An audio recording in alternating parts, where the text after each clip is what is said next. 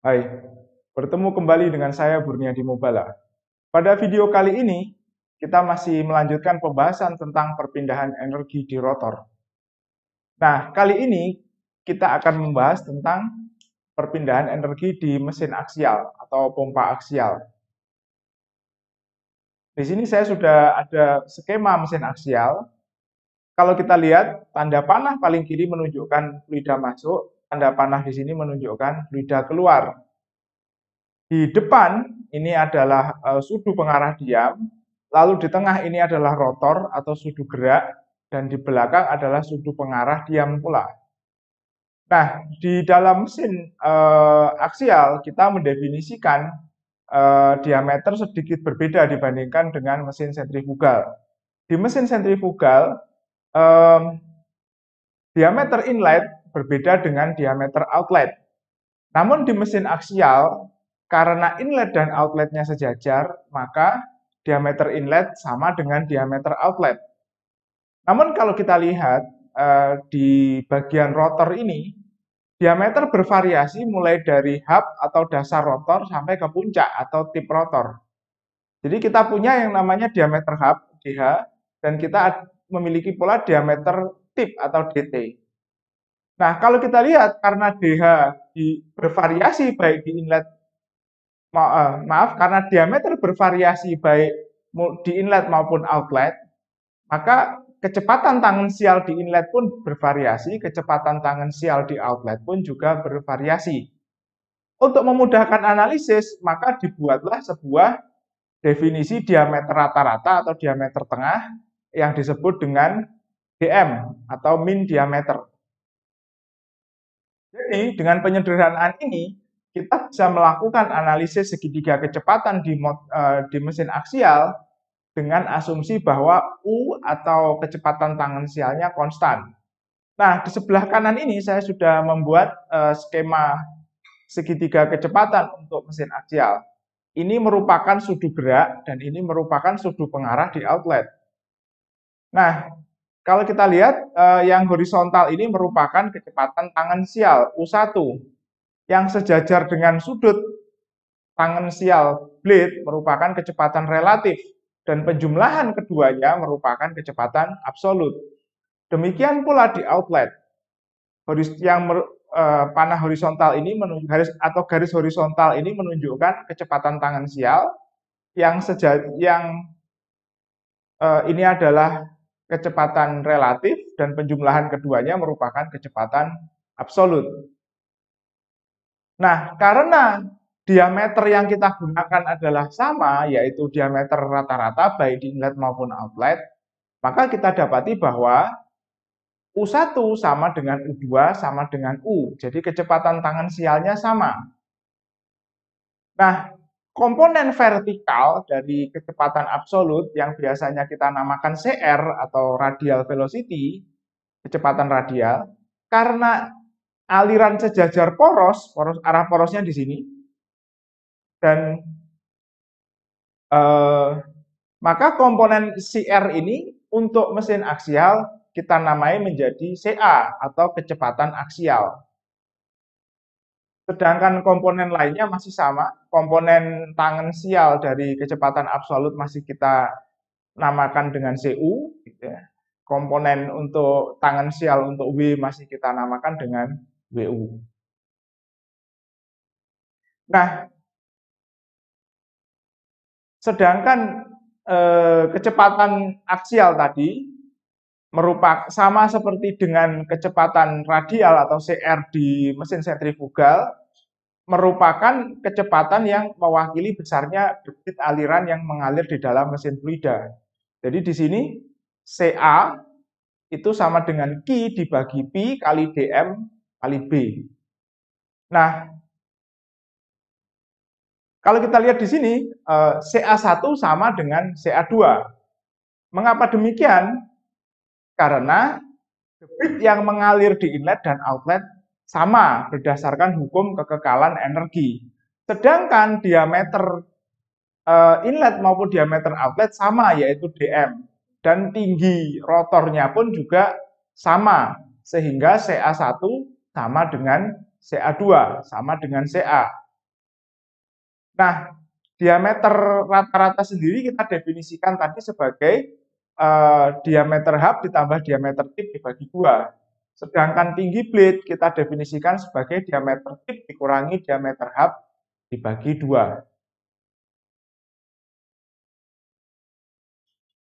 Nah, mari kita analisis persamaan Euler untuk pompa aksial. Dari pembahasan sebelumnya tentang pompa sentrifugal, kita dapatkan bahwa head pompa itu sama dengan U2 kali CU2 dikurangi U1 kali CU1 dibagi G. Nah, karena pada pompa aksial U2 sama dengan U1 sama dengan U, maka U di sini dapat kita keluarkan sehingga kita peroleh bahwa head pompa sama dengan U kali dalam kurung CU2 dikurangi CU1 dibagi G. Nah, pada pompa aksial, CA1 juga sama dengan CA2 atau sama dengan atau kita namakan CA untuk penyederhanaan. Maka karena U sama dengan CU1 ditambah WU1 dan WU1 sama dengan CA kotangan beta 1, maka kita peroleh bahwa CU1 sama dengan U dikurangi CA kotangan beta 1 dan CU2 sama dengan U dikurangi CA kotangan beta 2. Substitusi persamaan ini kembali ke dalam persamaan Euler akan menghasilkan persamaan sebagai berikut. Head pompa sama dengan U kali dalam kurung U dikurangi CA kotangan beta 2 dikurangi U dikurangi dalam kurung U dikurangi CA kotangan beta 1 dibagi G. Nah, U yang ada di luar kita distribusikan kembali ke dalam, sehingga kita dapati di sini ada suku U kuadrat plus, di sini ada suku U kuadrat minus, saling menghilangkan, sehingga kita peroleh head pompa aksial itu adalah U kali CA kali dalam kurung kotangan beta 1 dikurangi kotangan beta 2. Nah, apabila kita perhatikan di sini, maka kotangan beta 1 dan kotangan beta 2 merupakan suku yang mewakili desain pompa. Karena sudut ini merupakan sudut dari impeller atau blade atau sudu gerak dari pompa. Sedangkan U mewakili besarnya putaran pompa. CA ini mewakili besarnya debit yang mengalir di dalam debit fluida yang mengalir di dalam pompa.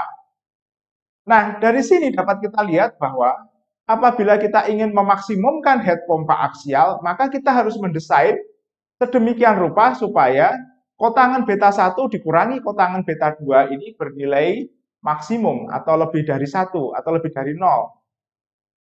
Dan ini bisa kita peroleh dengan misal kotangan beta, kita pilih sudut beta 1 sedemikian rupa sehingga kotangan beta 1-nya positif.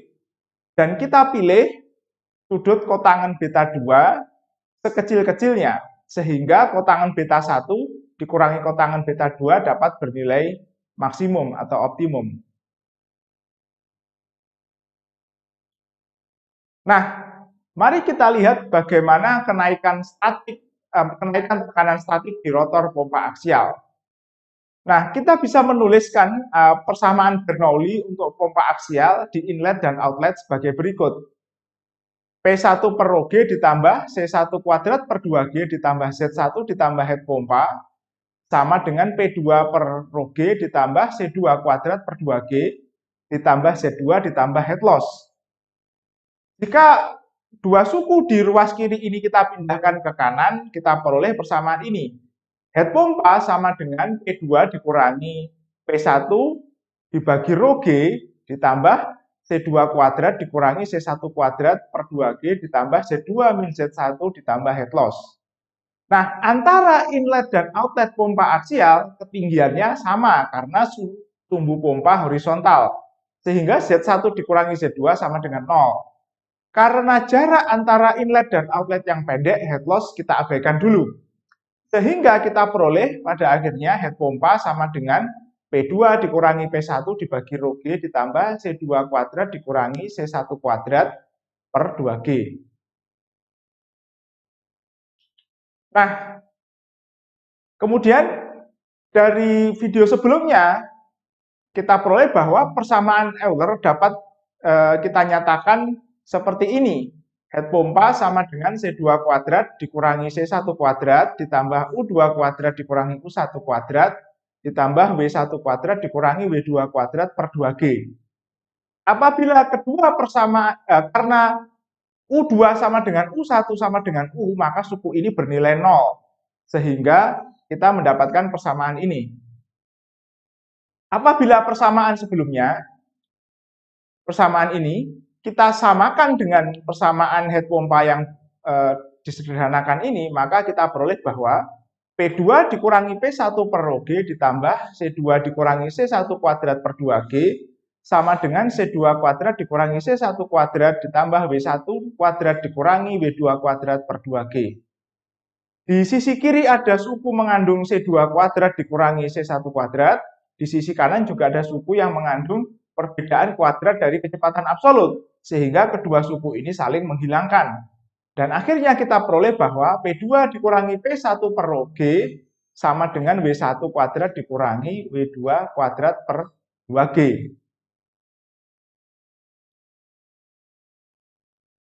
Jadi, kenaikan tekanan statik antara inlet ke outlet rotor itu ditentukan oleh kecepatan relatif.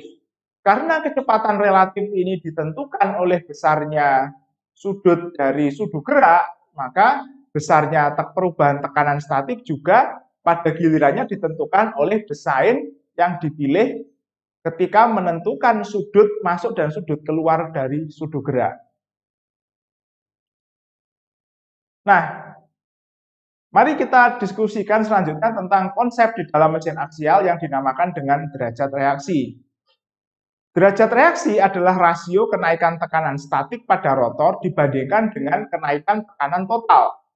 Tekanan total merupakan jumlah dari tekanan statik dan tekanan dinamik. Oke, tekanan total juga sering dinamakan sebagai tekanan stagnasi. Nah, derajat reaksi disimbolkan dengan R sesuai definisi merupakan rasio antara P2 dikurangi P1 dibagi P stagnasi 2 dikurangi P stagnasi 1. Nah, perbedaan tekanan stagnasi ini sama dengan rho kali G kali head pompa. Apabila kita substitusikan persamaan sebelumnya, maka kita peroleh bahwa setengah kali dalam kurung W1 kuadrat dikurangi W2 kuadrat dibagi U kali CU2 dikurangi CU1. Jika W1 atau W kita nyatakan sebagai, jika W kuadrat kita nyatakan sebagai CA kuadrat ditambah WU kuadrat, maka kita peroleh persamaan derajat reaksi seperti ini. CU2 juga kita ganti dengan U dikurangi WU2. CU1 juga kita ganti dengan U dikurangi WU1. Nah, apabila persamaan ini kita sederhanakan, maka kita akan peroleh bahwa derajat reaksi sama dengan WU1 kuadrat dikurangi WU2 kuadrat dibagi dengan 2 kali U dalam kurung WU1 dikurangi WU2. Nah, pembilang ini dapat kita kembangkan atau kita ekspansikan sebagai berikut. WU1 kuadrat dikurangi WU2 kuadrat sama dengan WU1 ditambah WU2 kali WU1 dikurangi WU2. Di dalam pembilang ada WU1 dikurangi WU2, di penyebut ada WU1 dikurangi WU2, keduanya saling menghilangkan sehingga kita peroleh bahwa derajat reaksi sama dengan WU1 ditambah WU2 dibagi 2U. Nah, WU1 sama dengan CA kotangen beta 1, WU2 sama dengan CA kotangen beta 2. Sehingga kita peroleh bahwa R atau derajat reaksi sama dengan CA dibagi 2U kali dalam kurung kotangen beta 1 ditambah kotangen beta 2. Rasio antara CA dengan U biasanya dinyatakan sebagai V atau flow coefficient. Sehingga kita dapatkan formula derajat reaksi sebagai V per 2 kali dalam kurung kotangen beta 1 ditambah kotangen beta 2. Jadi kalau kita lihat derajat reaksi ditentukan oleh rasio dari antara CA dibagi U yang merupakan pada dasarnya rasio antara debit dengan rasio antara kecepatan tangensial atau kecepatan sudut. Nah, sedangkan suku ini mewakili desain pompa yang kita pilih. Nah, jadi apa efek dari derajat reaksi ini terhadap perpindahan energi di pompa aksial? Jadi ketika derajat reaksi sama dengan 0, berarti perpindahan energi terjadi murni karena perubahan tekanan dinamik, atau disebut mesin yang menggunakan prinsip ini disebut sebagai mesin impuls murni. Jika R sama dengan 1, maka perpindahan energi terjadi karena perubahan tekanan statik. Mesin yang menggunakan prinsip ini kita sebut sebagai mesin reaksi murni. Nah, ketika R sama dengan 0,5, terjadi kondisi khusus di mana alfa 1 sama dengan beta 2 dan alfa 2 sama dengan beta 1. Jika R kurang dari 0,5, maka alfa 1 kurang dari beta 2 dan alfa 2 kurang dari beta 1. Jika R lebih dari 0,5, maka alfa 1 lebih dari beta 2 dan alfa 2 lebih dari beta 1. Selesai. Sampai jumpa di video selanjutnya.